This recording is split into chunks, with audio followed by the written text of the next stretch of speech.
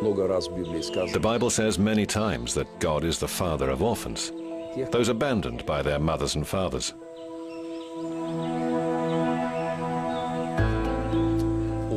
He's their father. I'm sure he called me to serve these children.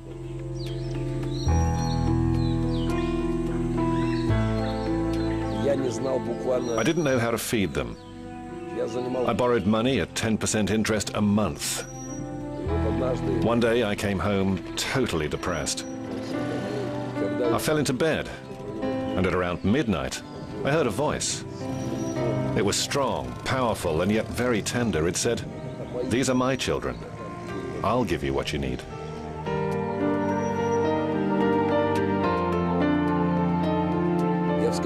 I jumped out of bed, knowing that something extraordinary had happened. I woke up my wife. I said, "Lena, I think God just spoke to me, and he said that these are his children, and he'd give me whatever I need." Lena said, "Calm down. God will keep his word," and then rolled over and fell asleep.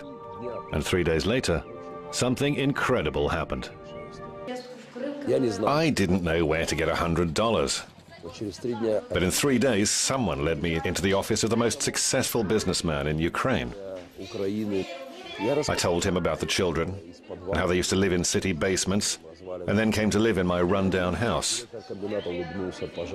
The guy just smiled, shook my hand, and said, "Go, Pastor, do your good work." In just 4 months, they built a completely new house out of the ruins. There used to be an iron grid on cinder blocks, over there, where the kids we rescued used to sleep. We tried to give them new clothes, to wash them, and to get the lice out of their hair. Right here, the Republic of Pilgrims began. Don't hide. We're not. How are you feeling? Okay. You want to keep living like this? That's the condition those kids are in when we rescue them from the basements. Their arms are covered in syringe marks, heads full of lice. We pull them out and clean them up. His name was Artur. He lived in basements from the age of 8. He injected drugs 7 times a day. He died of AIDS at 14. I'm a pastor, so I know what should be done when someone dies, but honestly, I just couldn't do anything. I was devastated.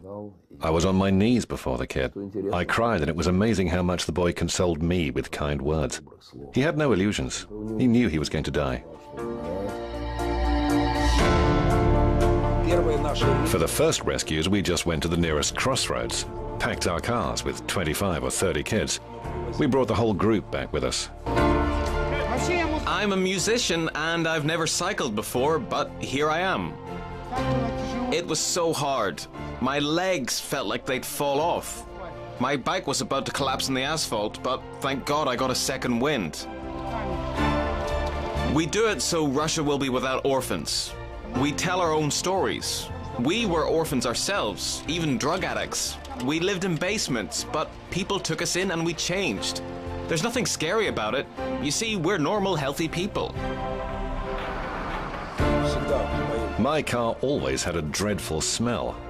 The stench of homeless children.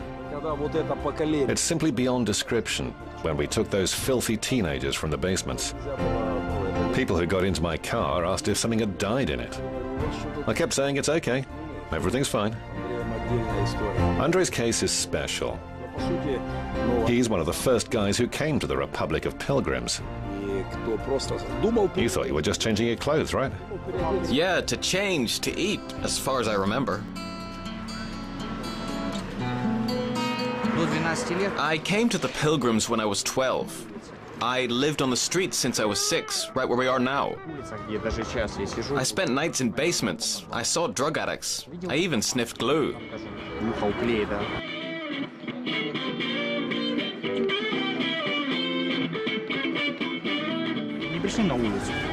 If they hadn't come to our basement at that time to feed us, I think I would be in prison now, just like so many of my friends. My life has changed completely. At the very least, I'm alive. I'm studying at the conservatory now, playing music, which is what I like.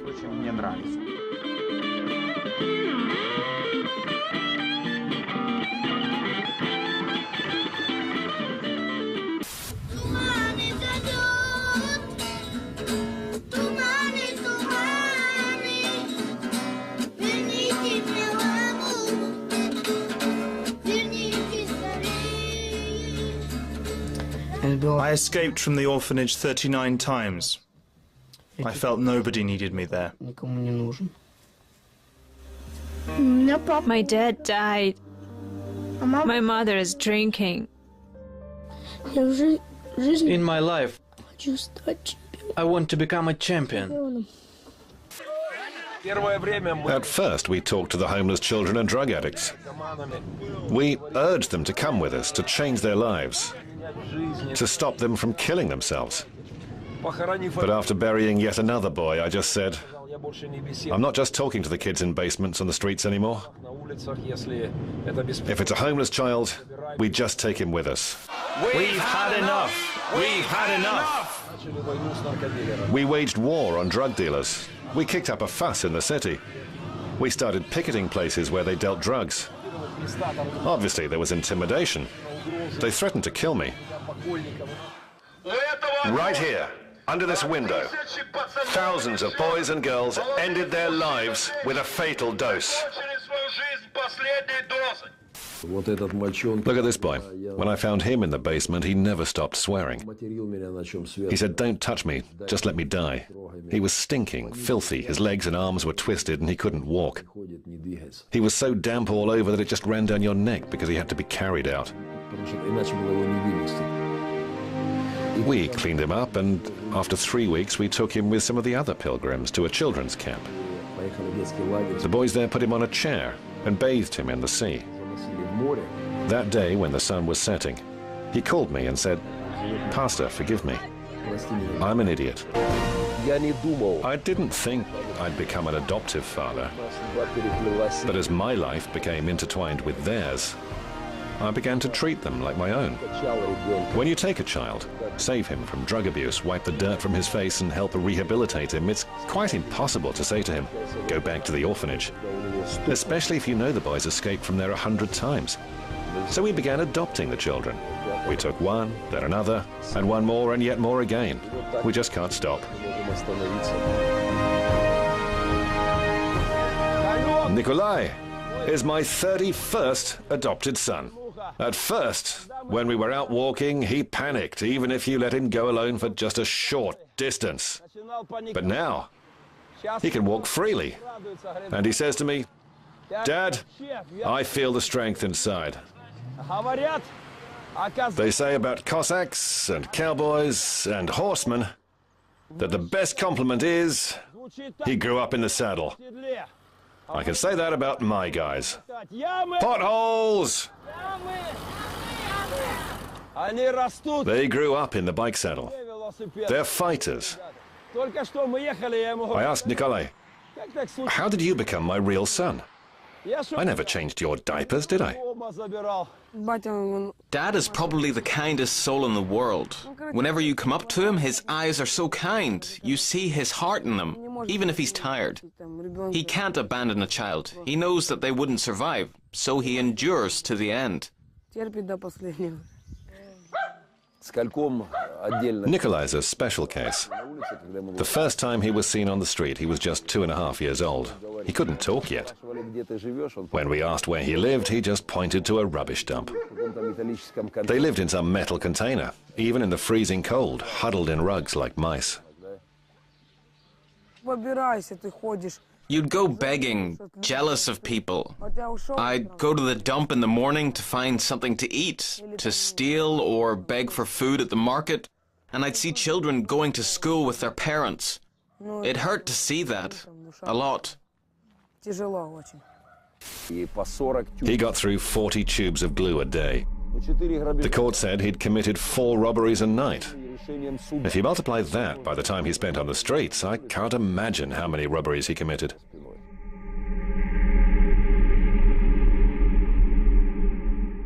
You get high from the glue and you go stealing and looting. You need money to buy vodka, beer. I'd already been arrested, waiting for the trial, and Dad took me into a room and said, "Listen, Nikolai, your mother's died. You can go either to the orphanage or to me.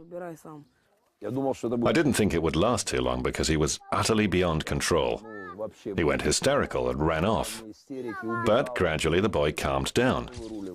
Today I'm sure that he's one of the most promising guys here. He's very talented. He talks even more than that donkey from Shrek. That little donkey, he's got nothing compared to Nikolai. I want to become an actor and playing comedies. I like comedies a lot. I've got everything I need now. I've got a childhood. I love it when people just pat me, just stroking me on my head or back. It's because when I was little, my mum was busy and she had no time to do it. I don't know why. Maybe because she drank.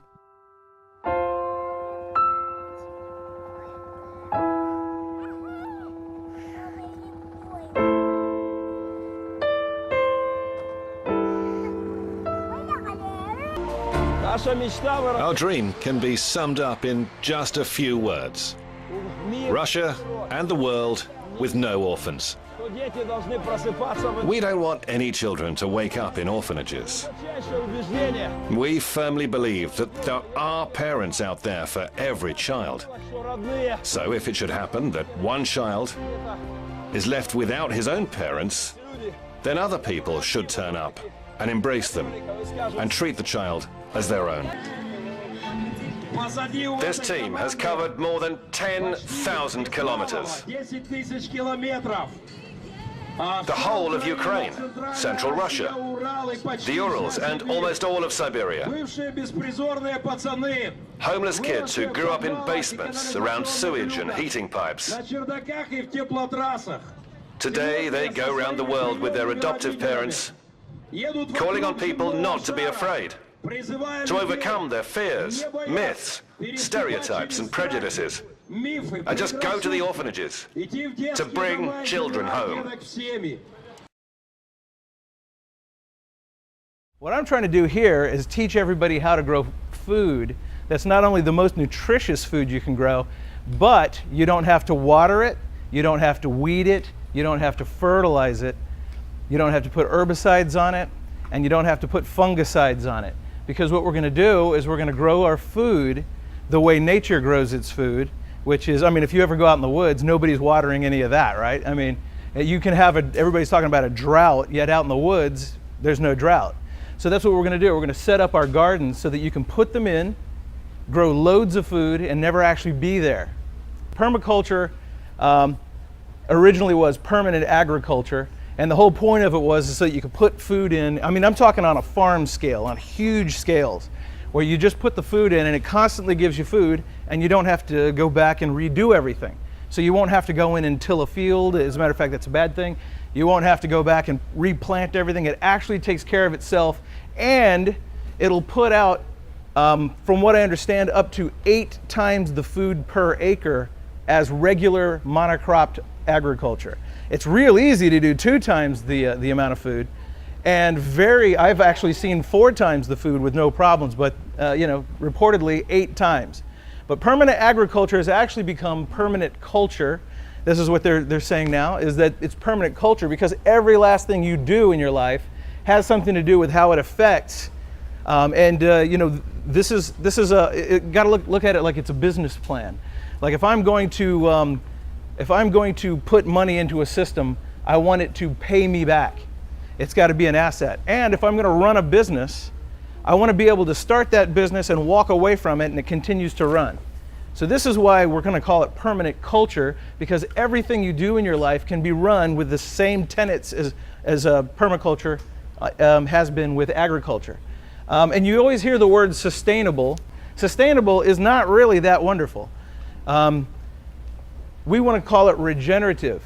Here's a situation where when I put that in, if I've put it in correctly, not only does it take care of itself, it actually gets better every year. So think about this. I keep farming my property, and every year I grow more topsoil and I get more food. Every year I'm able to put more cows in the same space and garner more meat and heavier animals. I mean, that sounds like magic, but it's being done every single day. And the evidence is, the empirical data is just piling up on us, which is a wonderful, wonderful thing. So regenerative systems are able to replace what's taken while creating even more than what was there before.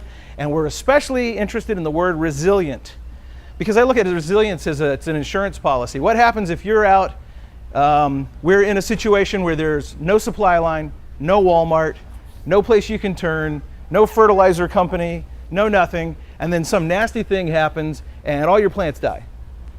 Well, that would not be good, right? Because then you've got nothing too. So say you've got the most amazing garden in the world or farm, and something goes in, some pest comes in and knocks it out. Well, we want resilience. We want an insurance policy. It can take a licking and keep on ticking. It'll be something that basically can be hammered and hammered and hammered and continue to truck forward. So this is what we're all about. Now, most important thing, grow your herbs, your flowers, and your food in the same garden, okay? This is the most important thing, because when I plant my herbs are nothing more than weeds that we cultivated forward for their medicinal and their flavoring, properties. Flowers bring the insects in. They're sort of the sentinel of the garden. They keep everything sort of balanced insect-wise. And the food is right in there, growing happily in the middle of all this.